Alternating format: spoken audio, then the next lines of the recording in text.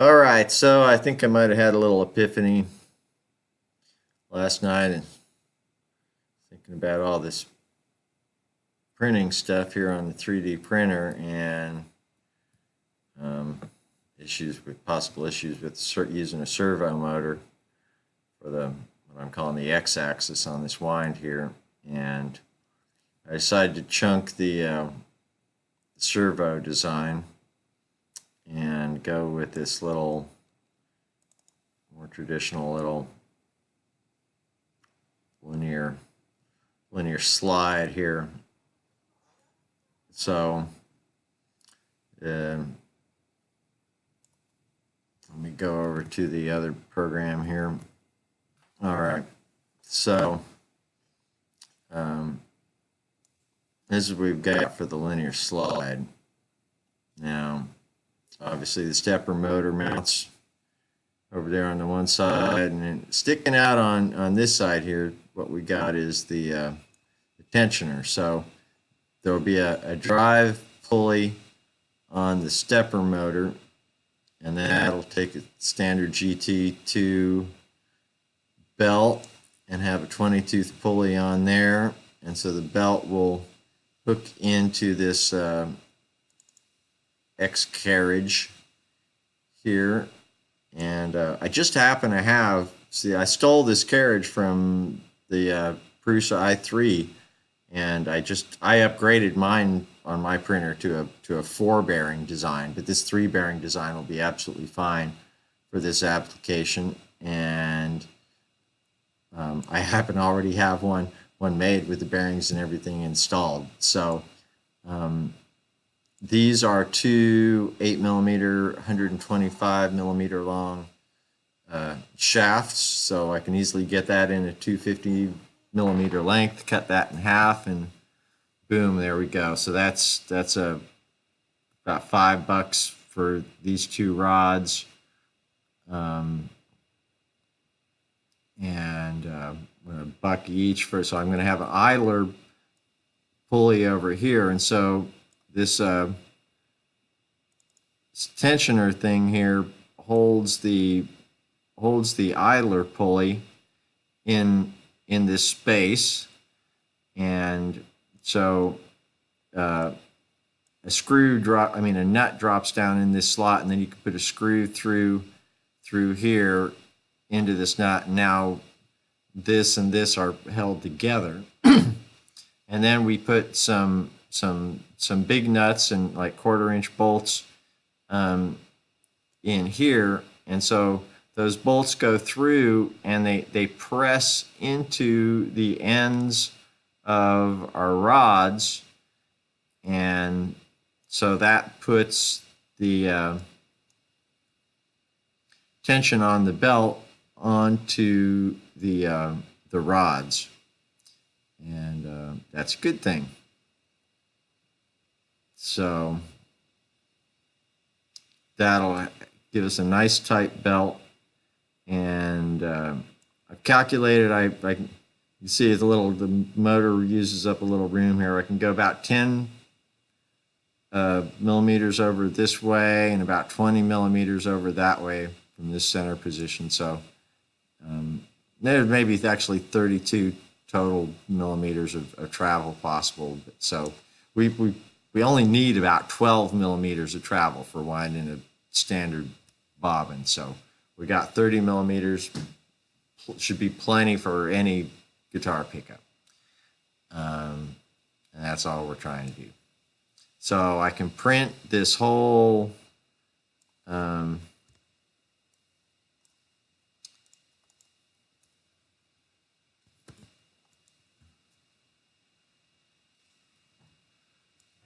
print this base part here, and it's one big piece with these two pillars, and then it's just insert the rods, add the tensioner, and mount the carriage on the rods as you're inserting the rods, and couldn't be any easier.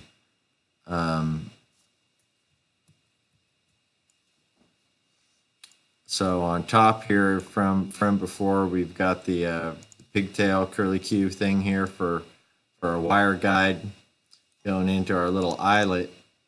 And well, it's not really drawn right now, so there'll be a screw hole on the bottom of this plate for mounting this thing here, because I can't print it that way. And then instead of this 3D printed eyelet on here, I'll make a mount for a 3D printing nozzle. Once again, the 3D printer becomes a little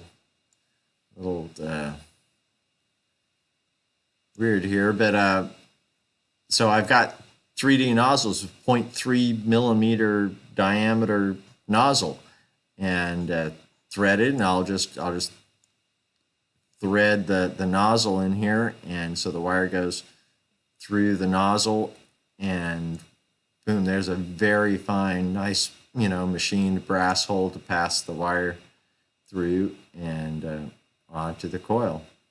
So that's cool. About the only thing to add here is maybe something to help tidy up the wires for the stepper motors. So if we can have something that's a jack here, and then you connect to the jack here, and then the other end, and then the stepper motor wires aren't all dangling out. They stepper motor wires kind of tidy, go to a little box right here. So yep, I got to draw that, and then this will be finished. So that's the new Carriage design for the winder. And the beauty of this is that this servo motor gives me, like, practically micron accuracy. I've now got, thousandths of an inch accuracy, which I'll never get with servo motors. So this will provide, if I'm going for the ultimate, winder, get rid of the servo, use the stepper. Now we've got ultimate control. I'll have my little tiny 0.3 millimeter nozzle there. I might even get a smaller nozzle. And with this design, there's no need for the vertical guide, because the nozzle itself is, or the vertical thing, so we don't need that horizontal shaft everybody is running on. And you'll set up the probably have some limit switch on one or the other sides here, and so, but the stepper motor will you'll configure soft limits on it, so we don't need the normal little guide rails that everybody's using. They set up on their bar and they adjust it, and so this will be much cooler. And so the last thing is, now I was realizing I've got some machined aluminum hubs that I could put on the stepper motor, and then try screwing something onto that. But then the screw heads going onto the hub, unless I made it thick enough, I don't know, maybe I could do it with a single platter that way, but it might not still be really true. So going with this sort of dual platter design, so you can see here we've got a larger hole here, smaller hole back here, so a screw will pass through here, and it slides through here, threads into there, spring in between, and now with those three holes, we can true everything up, give me an excuse to use my dial gauge, and I can pop that on there and turn it around and make sure it's perfect. And another thing I'm going to do is when I print the second platter, you can just sort of barely see a little lip there, but I'm actually going to print, this is going to be two print jobs. I'm going to print a black flat work outline on the printer, and just one layer thick, 0.3 millimeters, and then I'm going to print this final stage platter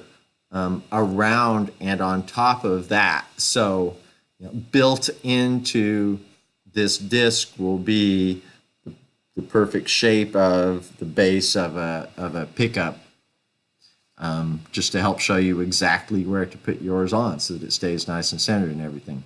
That'll be a nice visual reference guide. So that should work out really nice, trouble-free.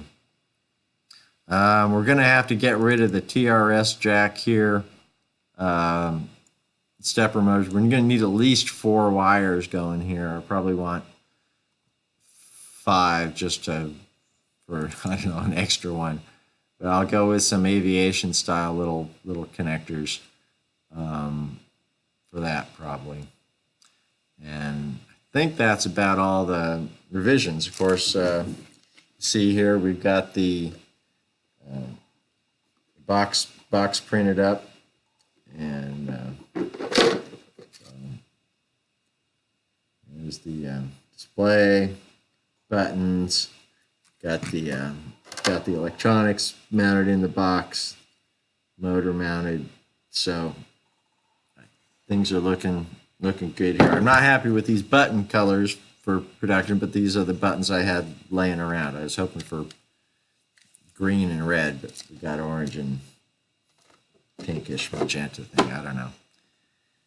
Anyway. All right, so here's my revised drawing with the little box for our wires. I measured my stepper motor, and it's shorter than what's shown here. It ought to stop right about here, so that would I could have made this shorter, but I like the idea of a little deeper boxes, some room to tuck some wires in there, and maybe even mount a switch out here. And thinking about everything, I got limit switches here, at least one, so that's 2 wires plus 4 wires for the motor. That's 6 wires. Add another switch, that's 8 wires. We're going to have at least a Cat 5 wire here. And this is just barely enough. I measured it like my nut on my cable gland measures the height of this laid flat. So it would lay flat inside there, and like 16 or 17 mil on the outside. Just enough room to spin the cable gland on the outside, and the nut will be held on the inside. And so anyway, so there's a wire hole. Now, boom, everything's sort of tidied up.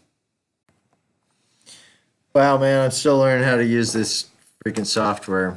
Video recording, this is weird technology.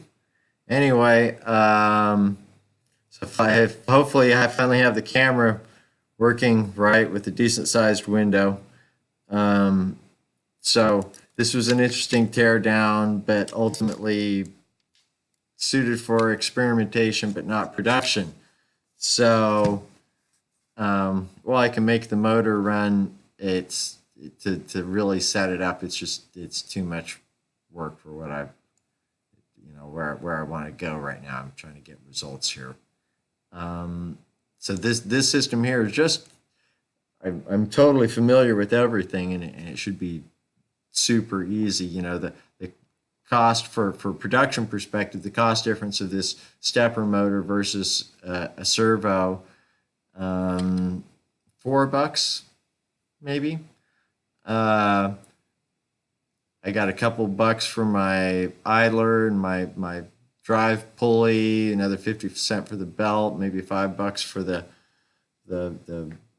chrome steel rods, and I know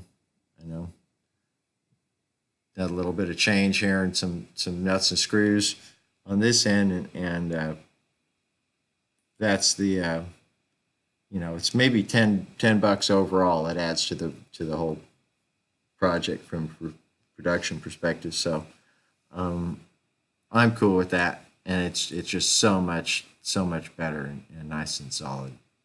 So that's where it's at.